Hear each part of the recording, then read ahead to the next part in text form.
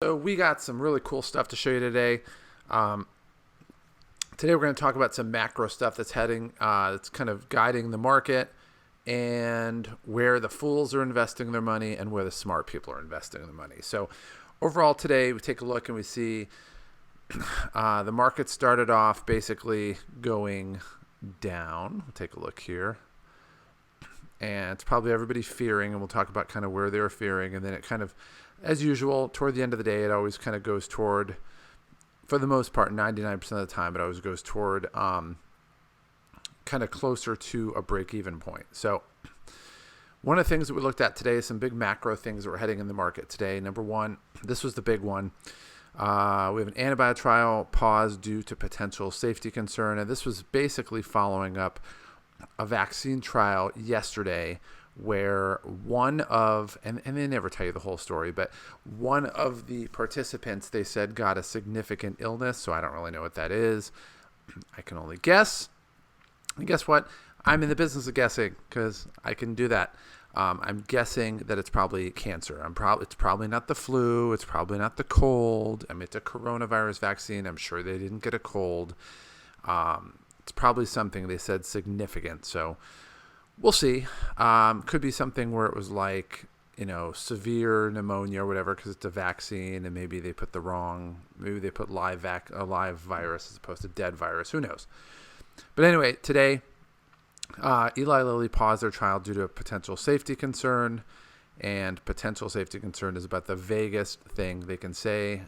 They put right here, out of an abundance of caution, the Data Safety Monitoring Board recommended a pause in enrollment. Doesn't mean they're stopping it. Doesn't mean it even isn't working. It just means they're pausing, making a tweak, and then they will come back and do that. So they just want to basically make sure they have a good understanding of what's going on, and then they'll move forward. So that's kind of where everybody looked at when you looked at it right here. That's kind of what drove this. And then cooler heads started to prevail, and it moved up. Secondly, one of the things that works toward the positive side of it, a lot of the guidance that we're seeing here suggests that the S&P 500 firms overstated lockdown woes. Now, there's one reason they did that. Well, there's two reasons they did that. One, as soon as one or two companies do it, the other companies do it because it's a frickin' herd mentality. I've worked in publicly traded companies before, and fair enough, it's just how they work. Secondarily, the risk management side of their business basically knows that if they say, oh, everything's fine, it'll be good, and then it turns out that it wasn't, whether or not there was anything to it, you're going to have a class action lawsuit. And there are tons of people out there that as soon as a stock goes down lower than people thought, there are literally law firms that approach the major stakeholders and say, hey, do you want to sue the company? And usually it's not because they're trying to get anything back from injured stockholders. It's usually because they're trying to pressure the management to change their mind, because they can always drop the case at whatever point they want to, or they're trying to force a management change. It's simple as that. And so the companies are basically going to say the sky is falling. And then what happens later, if it's not true, they can say, oh, my bad, we just overstated it. It's not as bad as we thought. Now, if you remember the last day or two, we talked about the fact that everybody is expecting Q3 to be through the roof as far as numbers. So with that being said, you're starting to see leaks come out of the boat where they're saying, hey, yeah, all that stuff where we worried that everything was going to go to the crapper, yeah, probably overstated it. Now, the word overstated is probably the biggest euphemism that you'll ever come to, because it's like it's overstated. Yeah, you're an alarmist is what you are. You're freaking out. You followed the herd. You didn't really think about it, and when you actually look at the numbers and look at your business, that's what you come out with. And you got to keep in mind that publicly traded companies, like I was restricted access personnel, so I could only trade my company stock 8 days a year. It was the day of the earnings call. So let's say the earnings call came out Monday. I wasn't allowed to trade my stock Monday or Tuesday, but then I could trade my stock for the rest of the quarter until the next quarter's earning call. And let's say that was on a Monday. I couldn't trade it on that Monday or that Tuesday. And then I could trade it. I take it back. The earnings call, let's say, was on a Monday. I could trade it Tuesday and Wednesday. but I couldn't trade it on the Monday, and I couldn't trade it any other day past Wednesday. And then the next earning call came out. I could trade it the following day and the next day, and then I was blacked out from that point out.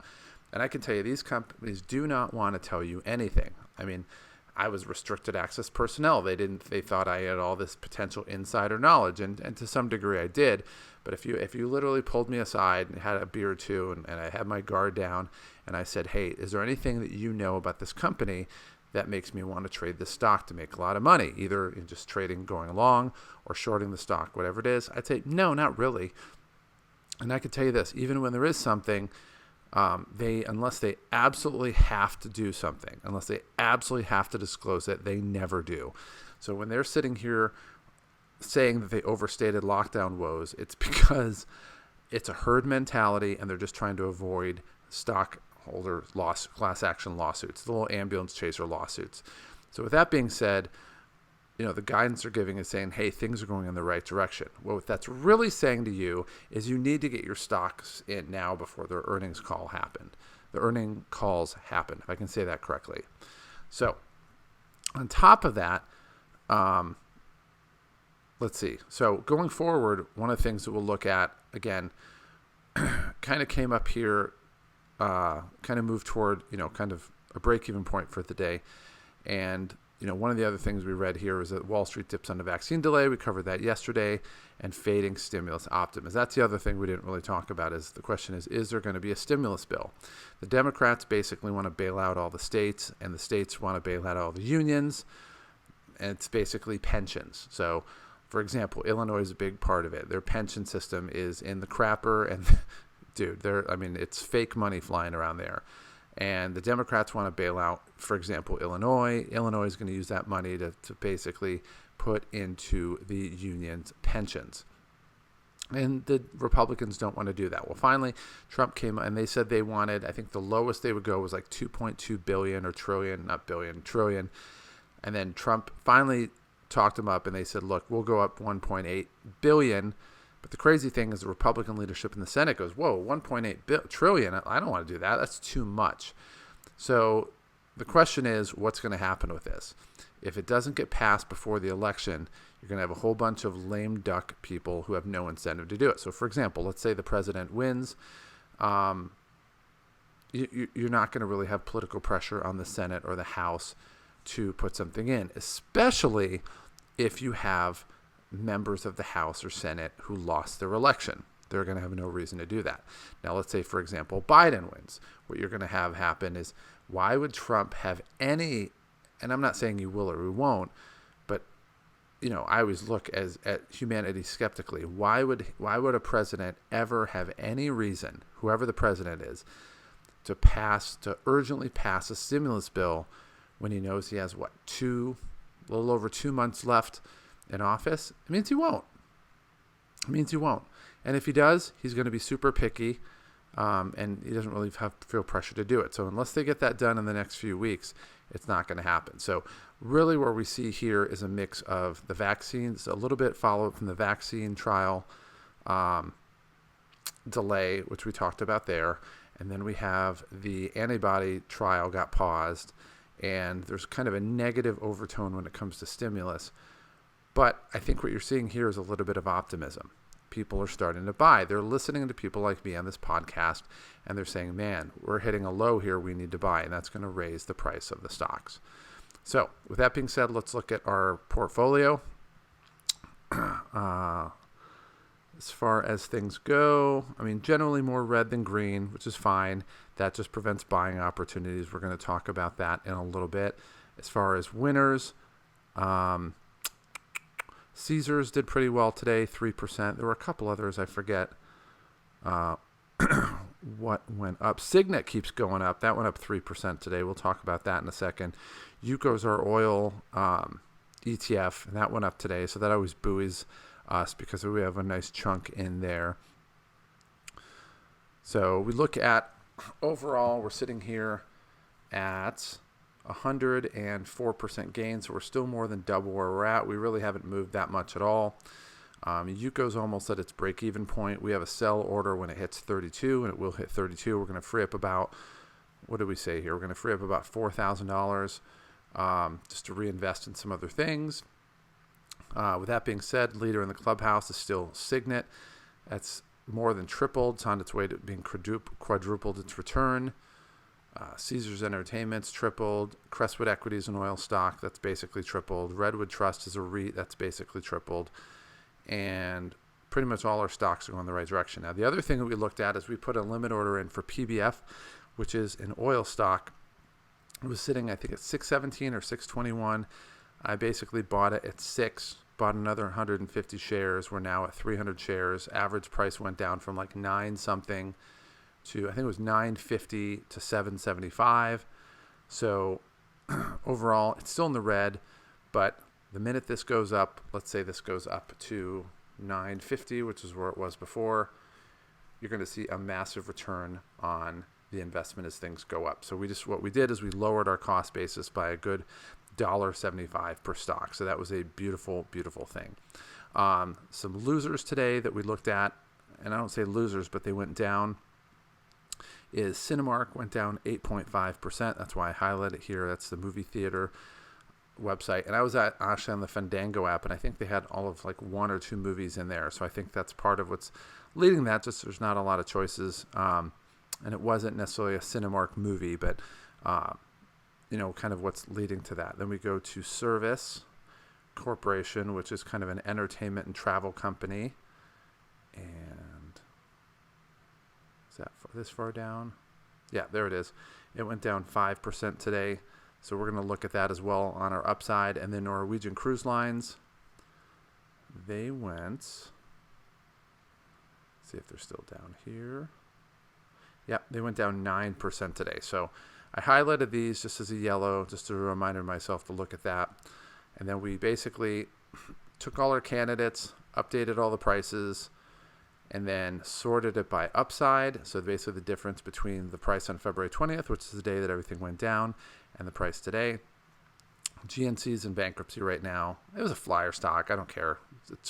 It's throwaway money for me.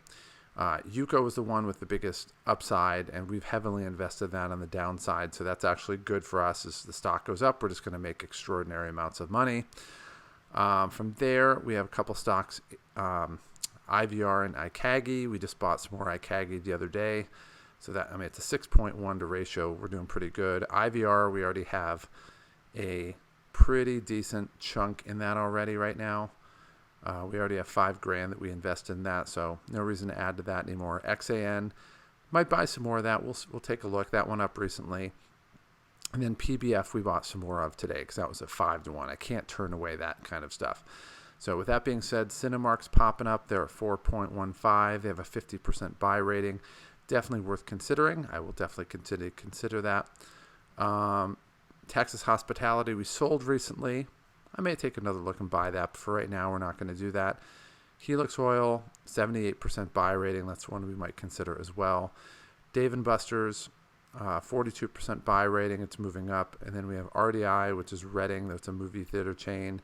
And Norwegian is closing up. So if this gets over, 3.25 or 3.5, we may consider buying that again. But overall, I think we're in a good place. And when we start to see a vaccine come into bear, because it will come, it's a matter of time, guys, just being patient, and seeing the election pass, you're going to start to see things jump a little bit because the uncertainty is going to be taken out of the way. So with that being said, we're at 87,000. We're on our way to get near 100,000, and our goal is to get up to about 322,000, which we are on our way, and we'll get there soon enough. So with that being said, take a look at tomorrow. And it's super early. Yeah, basically break even. We'll see how things happen. I always check on these later in the day, but get your stocks in. One of the things they say here, we have overstated lockdown woes. That means the price is going to be going up soon. So buy your stock, get started, and I'll see you tomorrow. To get more information on the sales cheat code, go ahead and click on the subscribe button below. Also, down below in the video description, down there, there's a link that takes you to our website. That gives you additional content, some additional freebies that we have, and gives you information on some programs that we have that have been proven to help people to make sales easy so that you can make the kind of money you want, live the lifestyle that you've always wanted, and not have to struggle in the process. And what might be the coolest thing of all is you don't have to put much effort into it. It truly is a cheat code that most people don't know about. And it's a cheat code that can change your life today. So click on the link below and let me help you start to experience these results starting right now.